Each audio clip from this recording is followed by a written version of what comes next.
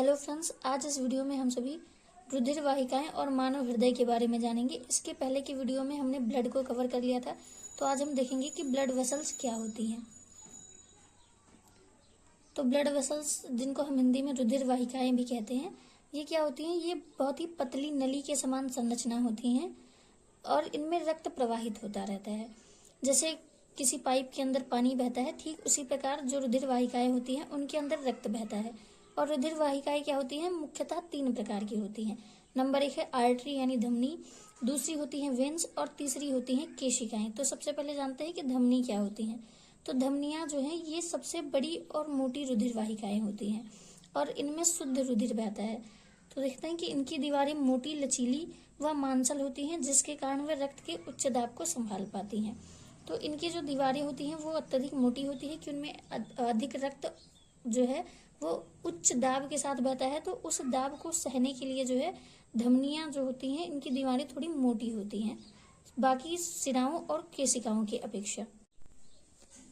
और इनका काम क्या होता है कि ये जो शुद्ध रुधिर यानी जो ऑक्सीजन युक्त रुधिर होता है उसे हृदय से शरीर के सभी भागों तक पहुंचाने का काम करती हैं। तो बेसिकली जो धमनियां होती हैं उनमें शुद्ध रुधिर बहता है, लेकिन केवल एक ऐसी धमनी होती है जिसे हम पल्मोनरी धमनी या फुफ्फुस धमनी कहते हैं, जिनमें अशुद्ध रक्त बहता है।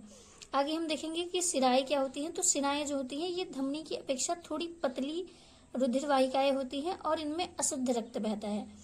तो क्या है कि इनकी दीवारें पतली होती हैं तथा इनमें वाल्व पाए जाते हैं, क्योंकि जो शिराएं होती हैं ये अशुद्ध रक्त को जो है वो शरीर के सभी भागों से हृदय की ओर ले जाती हैं। इसीलिए और इनमें जो रक्त होता है वो बहुत ही कम दाब के साथ बहता है। और क्योंकि हृदय जो है ये शरीर के ऊपरी भाग में होता है, तो जब भी रुधिर जो है वो धीरे धीरे गति करके हृदय की ओर आ रहा हो तो वो रक्त जो है वो वापस गुरुत्वाकर्षण के कारण नीचे की ओर ना चला जाए, इसीलिए इनमें थोड़ी थोड़ी दूर पर वाल्व पाए जाते हैं। और ये वाल्व सिर्फ शिराओं में होते हैं, धमनी और केशिकाओं में नहीं। तो बेसिकली शिराएं क्या करती हैं? इनमें अशुद्ध रक्त बहता है और ये उस रक्त को जो है वो अंगों से हृदय की ओर ले जाती हैं। और केवल एक ऐसी शिरा होती है जिनमें शुद्ध रक्त बहता है, जिसे हम पल्मोनरी शिरा या फुफ्फुस शिरा कहते हैं।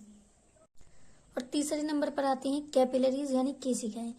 तो ये रुधिर वाहिकाएं जो होती हैं ये सबसे छोटी रुधिर वाहिकाएं होती हैं और ये धमनी और शिराओं को एक दूसरे से जोड़ने का काम करती हैं। तो अब हम देखेंगे परिवहन तंत्र के सबसे महत्वपूर्ण अंग हार्ट यानी हृदय के बारे में। तो हृदय क्या होता है? यह एक लाल रंग का स्ट्रक्चर होता है जो वक्ष गुहा में फेफड़ों के बीच स्थित होता है। मतलब एकदम बीचों बीच नहीं होता, ये बाईं ओर थोड़ी सी झुकी जो बाईं ओर थोड़ा सा झुका हुआ होता है। इसीलिए ऐसा कहा जाता है कि जो हृदय है वो शरीर में बाईं ओर स्थित होता है।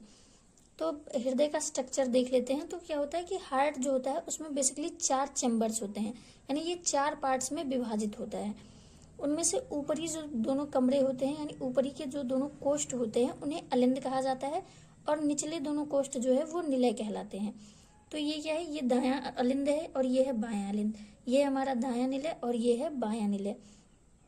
और इन दोनों को विभाजित करने के लिए यानी कि जो दायां भाग है हृदय का और बायां भाग है, ये दोनों एक संरचना सेप्टम नाम की एक स्ट्रक्चर होता है, ये है सेप्टम हमारा, जो दोनों को बांटने का काम करता है। तो जब शरीर के अंग, और इसका काम क्या होता है? हृदय जो है ये रक्त को पंप करने का काम करता है, यानी रक्त को शरीर के सभी भागों तक पहुंचाता है। तो रक्त जो है ये ऑक्सीजन को शुद्ध भी करने का काम करता है। तो जब अशुद्ध रुधिर जो होता है ये शरीर के अंगों से महाशिरा से होते हुए शरीर के हृदय में सबसे पहले दाएं अलिंद में पहुंचता है। और यहाँ क्या होता है? अलिंद और निलय के बीच में बायोकॉस्पिक वाल्व लगे होते हैं। ये वाल्व जो है जब रक्त दाएं अलिंद में आ जाता है तो ये जो वाल्व है ये अपने आप खुल जाते हैं, इन पर प्रेशर पड़ता है और ये खुल जाते हैं और यहाँ से रक्त दाएं अलिंद से दाएं निलय में पहुंच जाता है। और दाएं निलय से होकर जो फुफ्फुस धमनी होती है, हमने जैसे कि धमनी के बारे में पढ़ा कि फुफ्फुस धमनी एकमात्र ऐसी धमनी होती है जिसमें अशुद्ध रक्त बहता है। तो यहाँ से फुफ्फुस धमनी जो होती है इस अशुद्ध रक्त को है फेफड़ों तक ले जाती है और वहां से जब रक्त में ऑक्सीजन मिल जाता है तो वहां से फुफ्फुस शिरा जो है उस शुद्ध रक्त को जो है बाएं अलिंद में लेकर आती है और फिर शुद्ध रक्त जो है वो बाएं अलिंद से बाएं निलय में पहुंचता है और यहाँ से शरीर के अंगों में भेज दिया जाता है। तो सबसे पहले जो रक्त है वो कहाँ है? सबसे पहले अशुद्ध रक्त जो है वो दाएं अलिंद में आया, वहां से दाएं निलय में, उसके बाद फेफड़ों तक गया, उसके बाद जो है शुद्ध रक्त जो है वो बाएं अलिंद में आता है, उसके बाद बाएं निलय में, और उसके बाद शरीर के सभी भागों में पहुंचा दिया जाता है। तो देखते हैं हृदय के बारे में। हृदय लाल रंग की एक पेशीय संरचना है जो मुट्ठी के आकार का होता है तथा रक्त को पंप करने का काम करता है। हृदय 4 कोष्ठों में बटा होता है, जैसा कि हमने यहाँ देखा कि हृदय 4 पार्ट्स में डिवाइड होता है, 2 अलिंद और 2 निलय।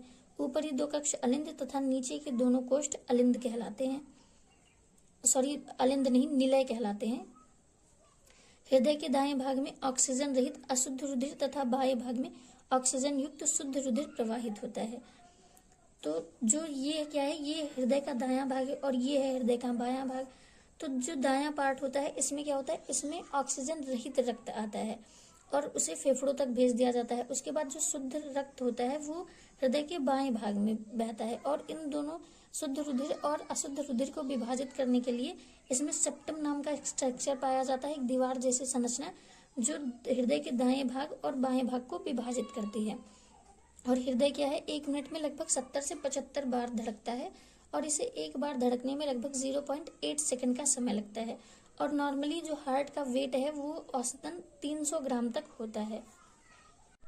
रक्त परिसंचरण तंत्र की परिभाषा देख लेते हैं कि क्या होता है कि यह एक जटिल प्रणाली है जो रक्त को पंप करने और उसे शरीर के विभिन्न अंगों तथा ऊतकों तक पहुंचाने का काम करता है। तो परिसंचरण तंत्र का प्रमुख काम क्या होता है, यह रक्त को पंप करता है और जो पोषक तत्व यानी न्यूट्रिशंस होते हैं उनको शरीर के सभी कोशिकाओं तक पहुंचाता है और जो अपशिष्ट पदार्थ होते हैं उनको शरीर से बाहर निकालने में मदद करता है। उसके बाद आता है कि दोहरा रक्त परिसंचरण तंत्र क्या होता है।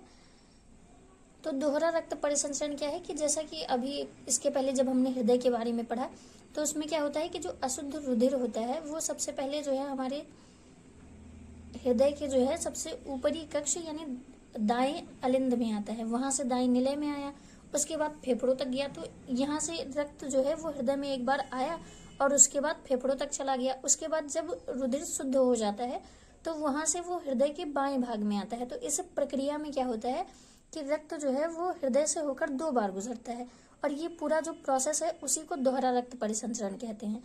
तो देखते हैं क्या होता है कि यह एक ऐसी प्रणाली है जिसमें शरीर के एक पूर्ण चक्र के दौरान रक्त हृदय से होकर 2 बार गुजरता है। पहली बार क्या होता है कि अशुद्ध रुधिर हृदय के दाएं भाग से होकर फेफड़ों तक जाता है और दूसरे चरण में क्या होता है, शुद्ध रुधिर बाएं भाग से होकर शरीर के सभी अंगों तक पहुंचता है। वीडियो पसंद आई हो तो वीडियो को लाइक और चैनल को सब्सक्राइब जरूर करें।